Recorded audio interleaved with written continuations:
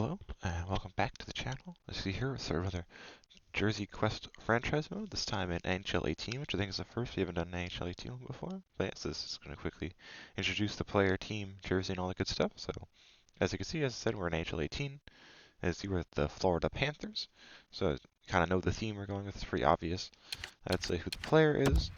But if we go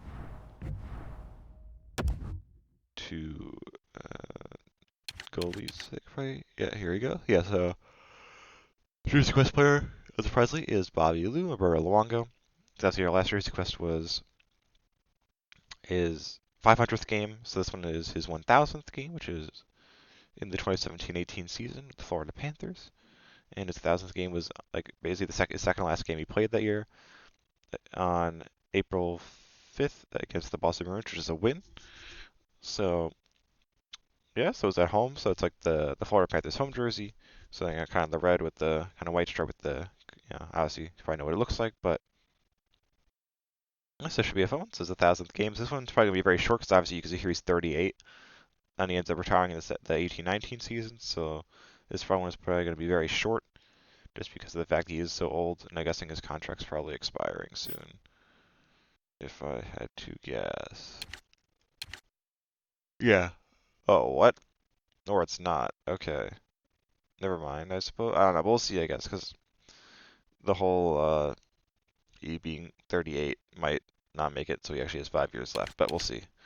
So yeah, so it should probably be a shorter one with Bobby Lou. So the first season, obviously, make the results, and this is kind of interesting one because the Panthers, the 2017-18 Panthers are tied with a couple of other teams for the record for most points in a regular season to miss the playoffs because they had 96 that year, which was they were fourth in the Atlantic, but that was still one behind the Devils and Blue Jackets for the wild card spots that year.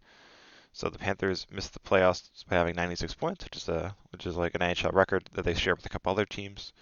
So hopefully, you kind of with that in mind, we should potentially like if we're that like gonna have around 96 points, the teams ahead of us like aren't as good as they were that year, and we might be able to sneak into a playoff spot. But if not, it'll be what it'll be. But we'll figure it out as we go along and whatnot. But yeah, so first season should hopefully make the playoffs with that kind of point total in the game and see if we can go on a run. But if not, we'll have at least, I think, at least one more season to try and kind of get the cup with an aging Roberto Luongo here in the Florida Panthers. But I guess I'll stop talking for now. In a couple seconds, you will see, I guess, how the 2017-18 season turns out for us. Okay, so here we are at the end of the 2017-18 season. As you can see on the screen, pretty obvious here that we did not win the Stanley Cup. So let's kind of just get into how the season went and kind of what we did in free agency to try and improve for next season. So, in terms of regular season, as you can see here, finished with a 44, 26, and 12 record, which was good enough for, 100 points? Which is 4 better than they actually finished with that year, which I think is just mostly down to, I think we had a couple more overtime. Yeah, so we had the same amount of wins, we just had 4 more overtime losses than the Panthers actually had that year, so we finished 4 points higher. And that was good for, if we go into the standings here, that was good enough for second in the Atlantic Division. So we had a really solid season, I'd say. Especially because I guess, as I said, kind of you'd expect with us finishing around the same points total that like other teams would regress and like we would be able to make the playoffs based on that, which we did. We had 2.95 goals for per game, 2.57 goals against, which is, I guess, decent enough considering we had a 100-point regular season. But I'd probably like that gap to be a little bit higher, I would think. But in terms of President's Trophy, it was the St. Louis Blues with 123 points. They were tied actually with the Golden Knights. Both had 123, but St. Louis had a lot, like almost, oh my God, 12 more regular. Jeez Louise, yeah, because they had a 60-win season, which is absolutely insane. 54 regulation overtime wins, which is honestly a lot. Or like 12 more than Vegas, who had the same amount of points as them. What? Also, I must have mistyped that then. I could have sworn Vegas had the same amount of points, but I'm just stupid and mistyped it. Okay. That explains everything, is that I'm stupid and mistyped it. So yeah, Vegas, I'm so incorrect. But yeah, so St. Louis ran away with the President's Trophy, 123 points. In terms of points total for the regular season, it was not actually Jonathan Huberdeau. It was Radim Verbato, but I did not decide to re-sign him because he's like 37 and he wanted a lot of money. And I could have sworn like his overall like during the season had declined to like a 79 or something, and then by the time we got to like the re-sign the kind of pre-free agency period where you can like do re-signings and stuff, said he was like an 82, which I was like a little fishy about, and he wanted like a multi-year deal and all that. So I was like, yeah, nah, I'm not gonna sign you to a new contract. So I let him go. He finished. It was only 2 points higher than Huberdeau though, to be fair. Rabada had 25 goals, 44 assists for 69 points, and it's the year Huberdeau finished at 67. So not a lot, TBH, but like scoring was not very high in the league. So leading point score was Tarasenko with 104, and there were a couple guys in the top 10 that weren't even a point per game. So scoring is definitely down in this game, which I kind of remember from. This is like one of the first games, NHL games I played was 18. And I remember the scoring was not very high. But yes, that's the regular season.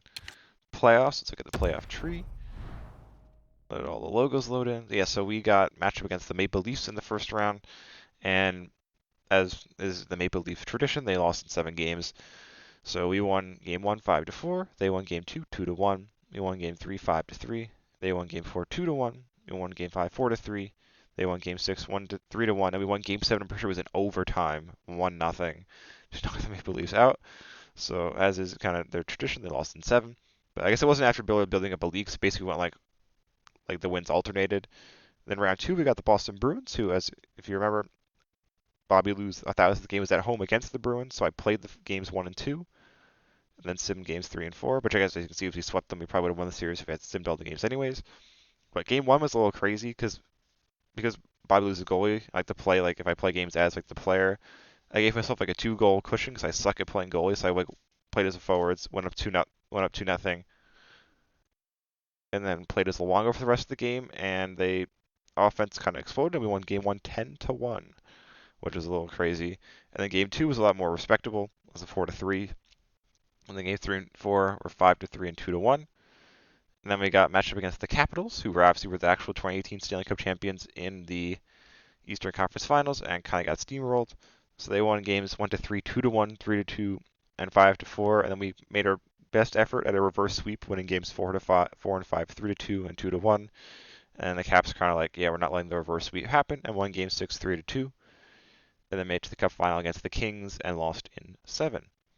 So our leading point scorer in the playoffs was not actually Radim Verbato, so it's someone who's actually still on the team, so we can show it here. It was Vinny Trocheck. On the second line, 5 goals, 12 assists, 17 points. So pretty solid playoffs. That was like exactly a point per game from him, so pretty solid stuff. In terms of Bobby Lou's stats, I've got to do his regular season stats. Look at that in a second, but his playoff stats are really good, I'd say. Yeah, 10 wins, which is that's how many we got for 10. So he played every game, 10 wins, 1 shutout, which was the Game 7 overtime win against Toronto in Game 7. 922 save percentage, 2.35 goals against is really good, I would say. In terms of regular season, though, let's go check his regular season stats out because I forgot to do that. Michael Hutchinson was actually our backup. It was, oh my god, what's his name? Lettinen from Dallas. I traded our original back goalie to Dallas, and I had to retain salary to actually make it work, but it was like $1 million in salary, so it wasn't a huge deal. And then back wasn't even that good, which is why I let him go. Lettinen wasn't that good, so I let him go and brought in Hutchinson free agency. But yeah, Bobby Lou regular season 35 wins, 6 shutouts, 918 save percentage, and 2.34, which you would think would be like Vezina worthy. So I'm actually curious, because like I know who won the Vezina, right? Who won the Vezina? Let's check out their stats and just see how good or bad they are compared to that. Okay, never mind. So yeah. So in terms of rewards, you kind of just guessed I gave away who won the Vezina there, but as we saw, Stanley Cup was the Kings, President's Trophy was the Blues, and it was the Kings and Caps in the Cup final. Individual awards, this Tarasenko was the leading scorer in the league with 104 points, so he kind of got a lot of the awards. So he got the Art Ross, obviously. Hart went to Kucherov, who finished second, scoring with 97 points. North went to Pietrangelo. Lady Byng to Patrick Kane, who finished third in scoring with 96. Calder went to Brock Besser, the Canucks. Conn Smythe went to Jonathan Quick. And then as I kind of spoiled, they're trying to see compare the stats of Vezina went to Vasilevsky, which his stats were clearly superior to Bobby Lou's, unfortunately. But yeah, so he deserved it. Jangs went to Jonathan Quick. Masterton went to Johnny Boychuk. Zelke went to Kopitar, not really a surprise there. Ted Lindsay went to Kucherov, and the Rocket Richard went to Tarasenko. So in terms of free agency business, I guess we probably go into player stats screen, probably the easiest way to see who we signed and stuff. But our holes are basically we need wingers on both sides, like left and right on the second line, and then hypothetically a third pairing defenseman and a backup goaltender. So for the second line, let's see if we can find him. So David Perron was our kind of big money free agency signing, which considering he only played 50 games. But yeah, so I signed him to, I think, is it show here, his contract? If you go here, yeah, 2 years, 6.75 mil. And then our other winger was Lee Stempniak, because there weren't really a lot of right wingers available, like at all, TBH. And then, like, we also didn't have a lot of cap space either. So he was kind of like a last minute, like, he kind of fits our all two-way forward line of Trocheck, Perron, and then Lee Stempniak. And so I signed him to like a 1-year deal at like, 1.85 mil. And then defense, I was gonna sign like someone different, but there wasn't really anyone in free agency who kind of tickled my fancy. So I ended up, because I had Petrovic like kind of qualified as an RFA, and I was gonna trade him away if like I found someone in free agency that I wanted. And there also wasn't anyone on anyone else's blocks that was like particularly interesting either. So I signed him to like a 1-year like 2.4 million deal. And then goaltending, as you saw, we signed Michael Hutchinson, who had like a 906 last year, like in the past season. So I was like, all right, he should be decent enough to be Bobby Lou's backup. And that was kind of all our business. So in terms of expectations for next season, I guess considering these improvements I made, because I think like our second line last season wasn't that great either. Well, actually, I shouldn't really say that. It was Radon Verbato was our leading scorer, and he was in the second line, so I can't really say it wasn't that good. But I think we kind of improved by replacing him with David Perron and stuff. So I think, like, and as our younger players kind of continue to grow and evolve, I think we should be able to make the playoffs again this season, the 18-19 season, and then hopefully, if we make the playoffs, can kind of turn that into a nice run to the Stanley Cup, hopefully. Because obviously IRL Bobby Lou retired after the 18-19 season, so hopefully we can get the cup. Because I don't know what's going to happen with him because he is like 39, but he does have a couple more years left on his deal, so we'll see. But yeah, so I think that's it for this, the 17-18 recap point. So I'll stop talking for now. In a couple seconds will be the 18-19 recap. Okay, so here we are at the end of the 18-19 season. As you can see, we have won the Stanley Cups. This is another successful Jersey Quest. This is a franchise mode this time. I think this is the last one in our kind of mini series of goalies who hit 500 games played in the NHL. Because I said Roberto Luongo was the only one, with the Islanders connection besides Patrick Waugh, obviously, but his totals were like before or kind of cut off that hit 1,000 games played as a goalie. So we will move on, kind of I guess just to skaters in general next. Which obviously we've done a couple of those already. So, but again, I'll probably be doing them like in like games played order. So we'll see like if I've already hit like the first one. Again, you'll find out when our next Jersey Quest is, who it ends up being. But yes, this is the last one in our series of goalies who hit 500/1,000 games in the NHL. So let's see how the season, how did we get to the Cup. So in terms of the regular season, we had a 42, 29, and 11 record, which was good enough for 95 points and third at the Atlantic Division. So a decent enough season. 2.73 goals for per game, 2.56 goals against, which is like, all right. In terms of player stats, as you can see, Evgeny Dadonov was our leading scorer with 68 points, 30 goals, 38 assists, which I guess is decently high considering like there's only one person who hit above 90 points, and only the top 5 scorers are going to hit above a point per game. And as you probably see here, an interesting name that wasn't kind of here last season or in the Rage Period was Jason Pominville. So kind of around the trade deadline, Lee Stempniak's overall was declining, and I was like, all right, well, let's see who's available on the trade market. And Jason Pominville was available on the market, so I sent Buffalo Stempniak in a second and retained salary around Stempniak and brought in Jason Pominville for the rest of the season. So these stats with us, with the Panthers for the regular season, were honestly not that great, to be honest. In the 23 games, he had 2 goals, 6 assists, 8 points, which is not, I guess, good, which is good, not too bad. I don't know, but yeah, so they're kind of top line doing a lot of the work on the wings. And then in terms of Bobby Lou's stats, let's go to goalies. And so he had another excellent season, 39 wins, 5 shutouts, a 9.24, and 2.29 goals against, which again, I'm probably going to That's not the button I wanted to press. That's also not the button I wanted to press. Jeez. Okay, let's... Man.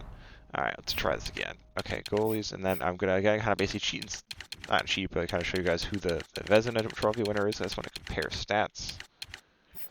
Okay, yeah, never mind. Yeah, I guess. Okay, because, yeah, I guess I'll spoil Connor Hellbuck won the Vezina, yeah. So they had a similar number of wins, but yeah, Hellbuck's stats were just better. Okay, so... I was like hoping, because I was like, these stats for Luongo have been like really good both seasons. I'd hope he'd win a Vezina, but I guess it's not to be. So yes, that's the regular season. I guess I don't know why I backed out of the menu, because the next thing to check out is the playoff tree, which, as you can see here, has the logos lit in. We won the cup, obviously, as I said.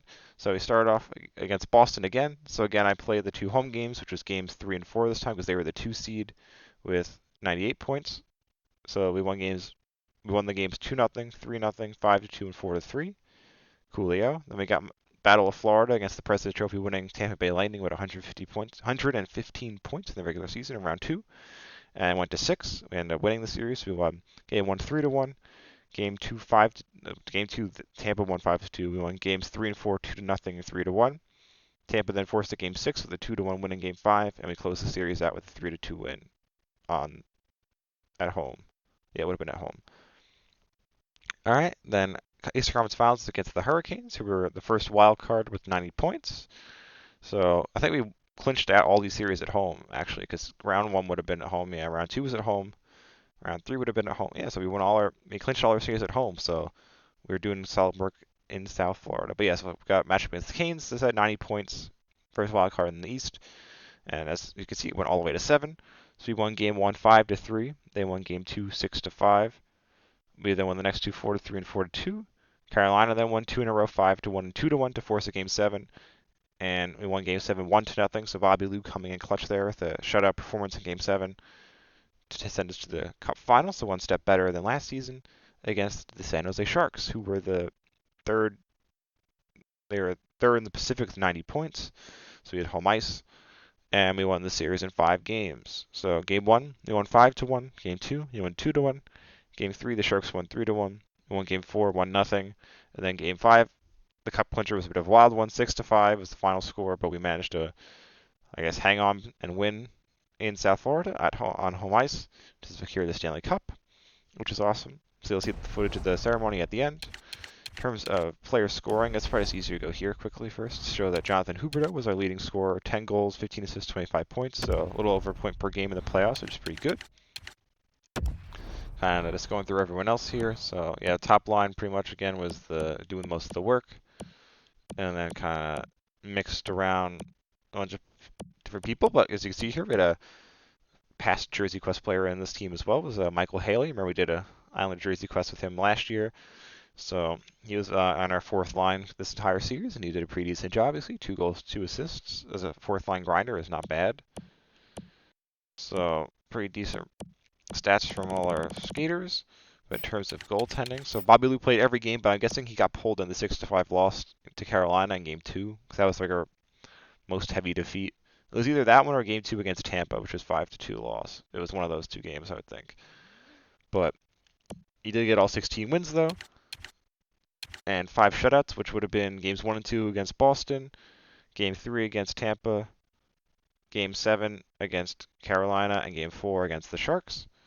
930 save percentage and a 2.07 goals against. So I low-key, just because obviously the bias is heavy here, I probably would have given the Conn Smythe to Bobby Lou, but I guess maybe that 6-5 kind of result in the cup clincher game kind of tanked his chances maybe, so that was like a lower scoring game. Maybe he would have won the Conn Smythe, but it's neither here nor there, though I kind of spoiled who won the Conn Smythe, I suppose. But let's get into the awards. Yeah, so we were in the Cup, obviously. President's Trophy, as I said, was the Lightning with 115 points. And then we faced the Sharks in the Cup final.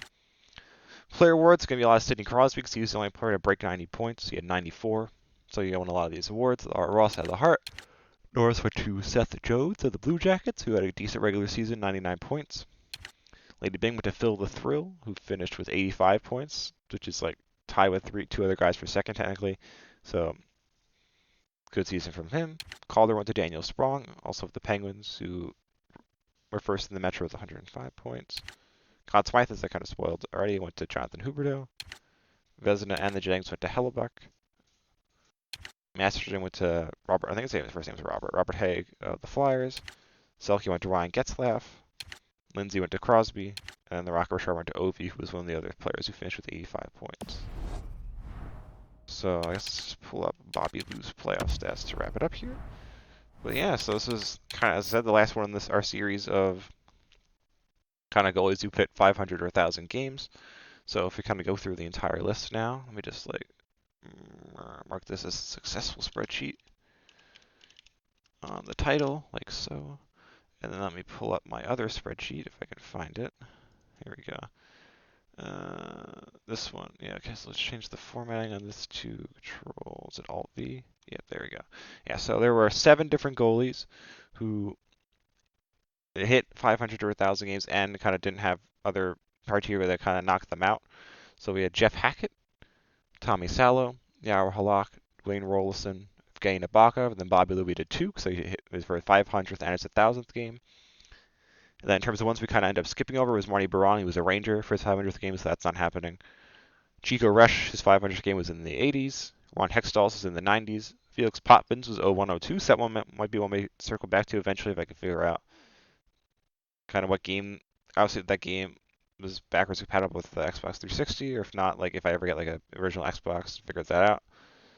Kelly Rudy, I think it was also a goalie, so he had his 500th game was in the 90s. Billy Smith, obviously Islanders legend. His 500th was in the 80s during kind of right after the Dynasty era. Chris Osgood was 2002, 2003. So he might be another one we might be able to eventually go back and do.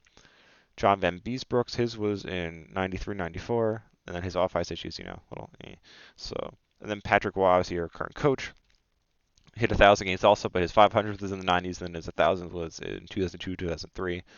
So again, that might be one I'm potentially circle back to. And then of players that are still active that hit that total is Varlamov, because he's technically still active, even though he's basically retired at this point because of his injury.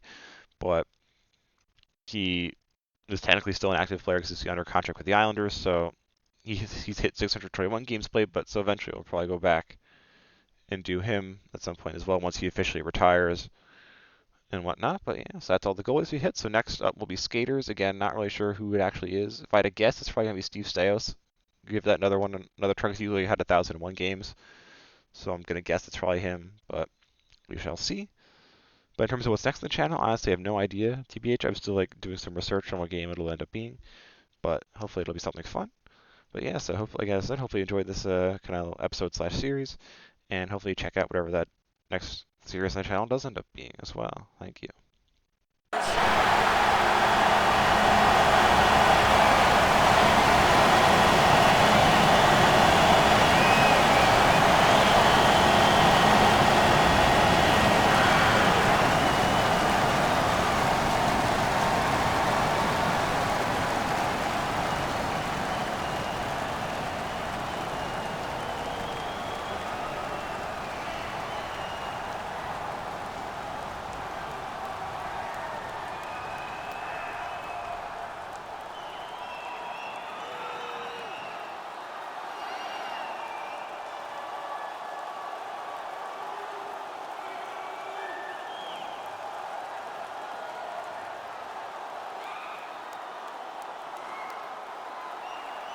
This has long been a tradition, of course, in hockey where sportsmanship replaces the competition that has just been completed.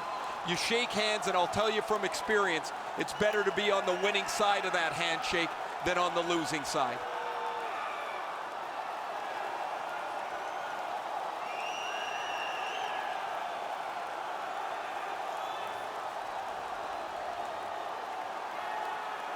The man-chosen playoff MVP gets the Conn Smythe Trophy. Boy, is this ever well-deserved. There's always a little bit of an odd feeling when the Conn Smythe Trophy is handed out because it's an individual award when everybody is here to see the best trophy in sports presented, and that will come next.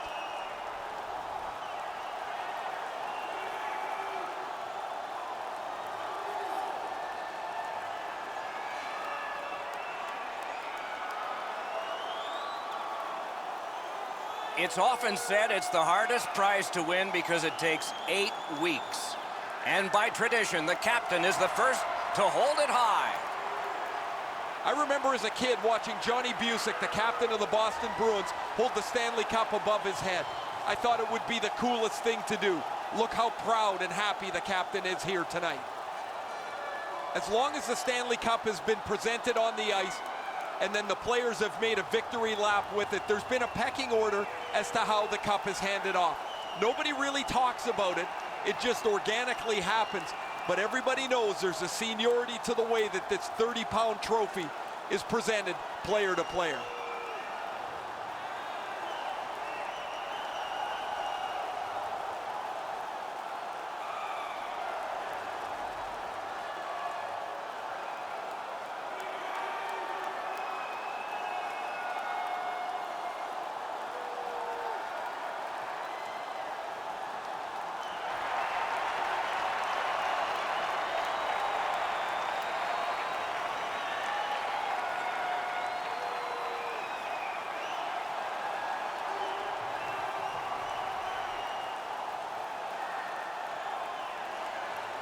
You play that hard and that long.